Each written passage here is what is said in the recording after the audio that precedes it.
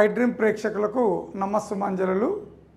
ఇంతకుముందు నేను వివిధ ఛానల్లో ఇంగ్లీష్ గురించి రకరకాల టాపిక్స్ మీద చాలా డిస్కస్ చేశాం. చాలామంది ప్రేక్షకులు చాలా అద్భుతమైన ఆదరణ కనపరిచారు. ఈ క్లాసెస్ కూడా ఖచ్చితంగా ఐ డ్రీమ్ ప్రేక్షకులను కూడా వాళ్ళకి ఎంతో సమాచారాన్ని, ఎంతో జ్ఞానాన్ని ఖచ్చితంగా అందజేస్తుందని అనుకుంటున్నాను. నా పేరు రంగన్న దాసరి. నేను Aditya spoken English institute, Ameerpet, హైదరాబాద్లో వర్క్ చేస్తుంటాను. ఇంగ్లీష్తో నాకు ఒక 30 సంవత్సరాల అనుబంధం. నాకున్న అనుబంధాన్ని, ఇంగ్లీష్తో నాకున్న పరిచయాన్ని తెలుగు మీడియం బ్యాక్గ్రౌండ్ నుంచి వచ్చిన వాళ్ళకి సులభంగా ఎలా చెప్పచ్చు అన్నది నా ప్రయోగం, నా ప్రయత్నం. ఆ ప్రయత్నంలో మన దగ్గర వస్తున్న ప్రతి ఒక్కరు కూడా చాలా అద్భుతంగా సాటిస్ఫై అయ్యి ఉన్నారు. వాళ్ళు చాలా హ్యాపీ ఫీల్ అవుతున్నారు.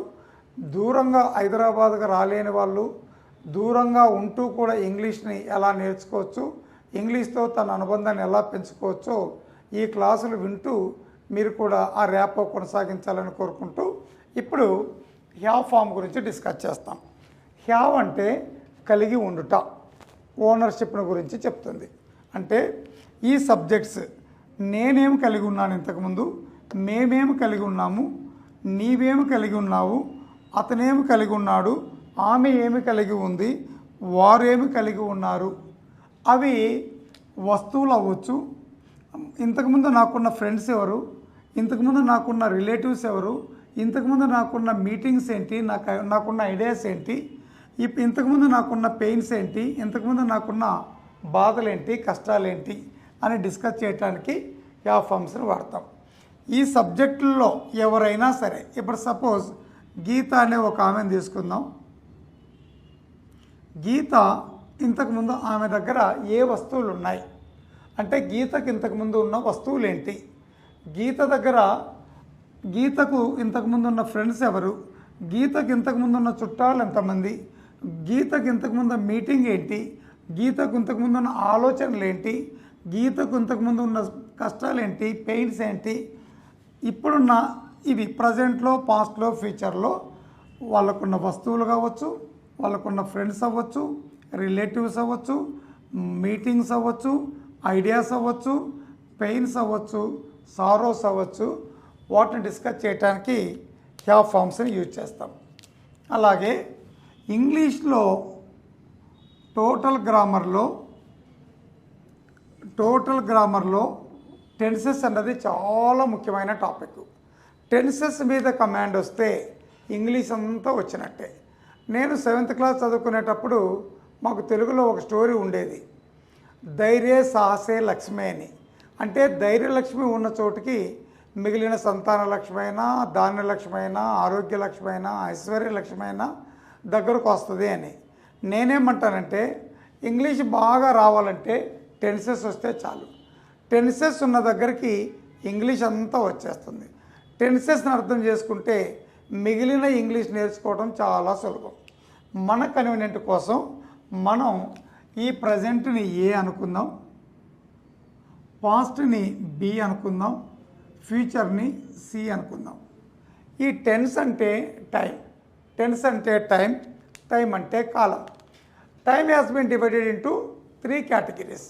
కాలం అన్నది 3 భాగాలుగా వర్గీకరించబడింది. అది మనందరికీ తెలుసు.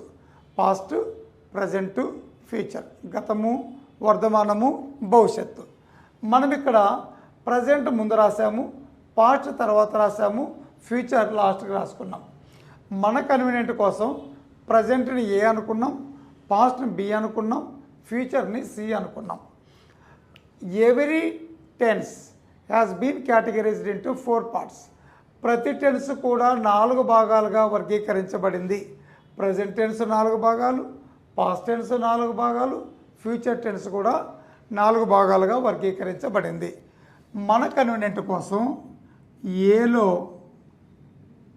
ఏలో ఒకటవది A1 present simple tense, A2 present continuous tense, A3 present perfect tense, A4 present perfect continuous tense. ఏ టెన్స్ని ఎప్పుడు వాడతాం, ఎందుకు వాడతాం అనేవి తర్వాత డిస్కస్ చేద్దాం. అలాగే బి, ఈ పాస్ట్ టెన్స్ కూడా 4 భాగాలుగా వర్గీకరించబడింది. అది B1 past simple tense, B2 past continuous tense, B3 past perfect tense, B4 past perfect continuous tense. అలాగే ఫ్యూచర్లో ఫ్యూచర్ టెన్స్ కూడా 4 భాగాలుగా వర్గీకరించబడింది.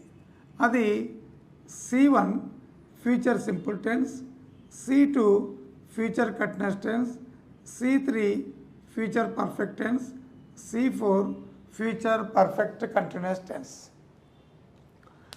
తర్వాత సేమ్ అలాగే ఈ మోడల్స్ ఎందుకు నేర్చుకుంటాం? మోడల్స్ అంటే ఏంటంటే ఈ భాషలో ఈ టెన్స్, బీ ఫామ్స్, యా ఫామ్స్ కాకుండా ఇంకా మనకు వచ్చే రకరకాల ఎక్స్ప్రెషన్స్ని వ్యక్తపరచడానికి మోడల్స్ లేదా స్పెషల్ వర్బ్స్ని వాడతాం.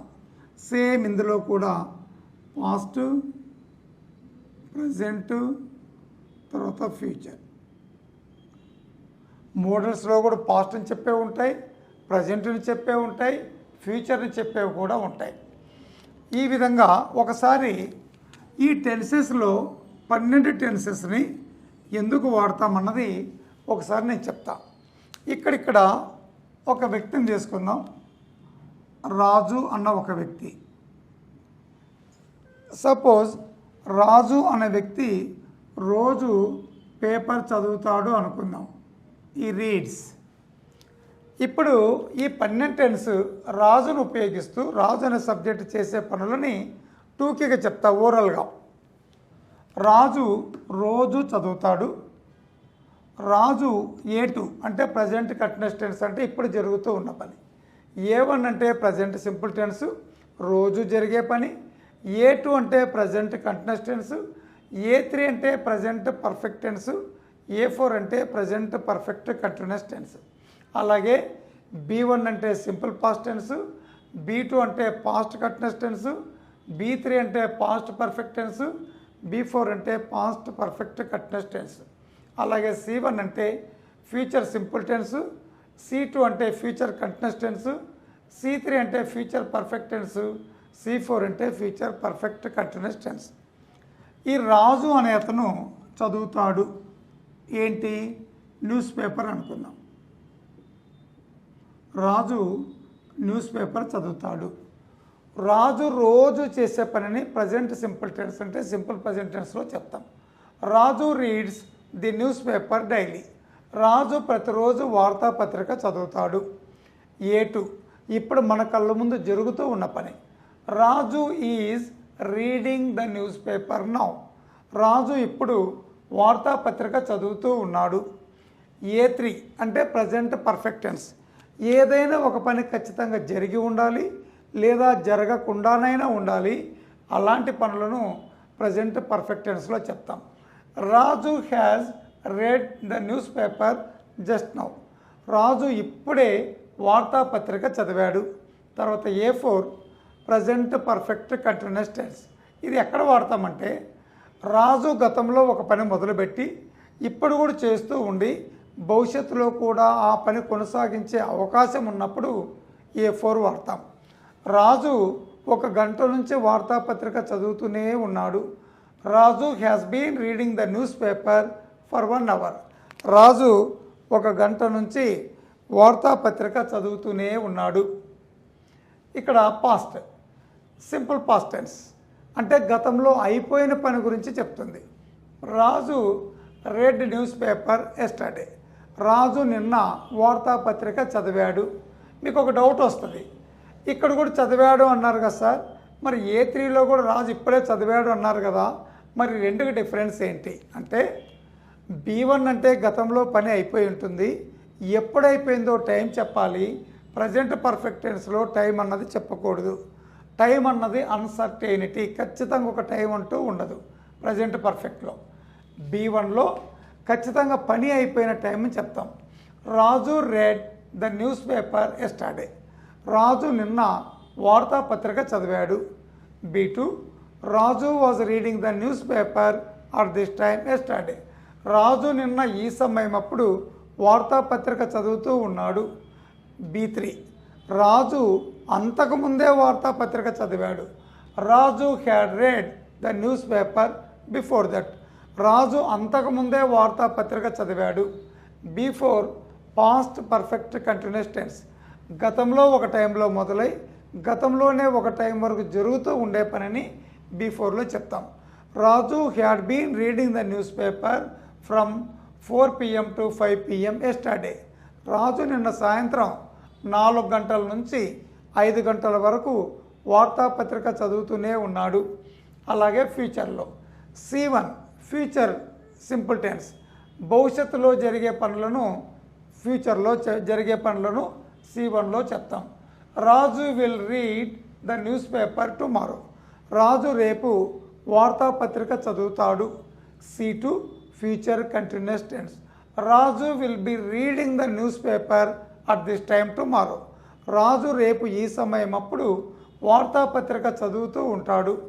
C3 future perfect tense. భవిష్యత్తులో ఒక సమయానికల్లా పనులు పూర్తయి ఉంటాయి అని చెప్పడానికి C3ని వాడతాం. Raju will have read the newspaper by tomorrow. Raju రేపటికల్లా వార్తాపత్రికను చదివి ఉంటాడు. C4 future perfect continuous tense. ఇది భవిష్యత్తులో ఒక టైంలో ప్రారంభమై భవిష్యత్తులో ఒక సమయం వరకు జరుగుతూనే ఉండే పనిని C4 ఫ్యూచర్ పర్ఫెక్ట్ కంటిన్యూస్ టెన్స్లో చెప్తాం. Raju will have been reading the newspaper from 4 PM to 5 PM tomorrow. Raju రేపు సాయంత్రం 4 గంటల నుంచి 5 గంటల వరకు వార్తాపత్రికను చదువుతూనే ఉంటాడు. ఇప్పుడు మనం ఈ క్లాస్లో ఈ టెన్సెస్ గురించి జస్ట్ ఒకసారి వాటి గురించి విన్నాం. తర్వాత క్లాసులో మోడల్స్ ఏంటి, అవి ప్రజెంట్ అని చెప్పే మోడల్స్ ఏముంటాయి, పాస్ట్ అని చెప్పే మోడల్స్ ఏముంటాయి, స్పెషల్ వర్డ్స్ ఏముంటాయి అన్నది డిస్కస్ చేద్దాం. Thank you.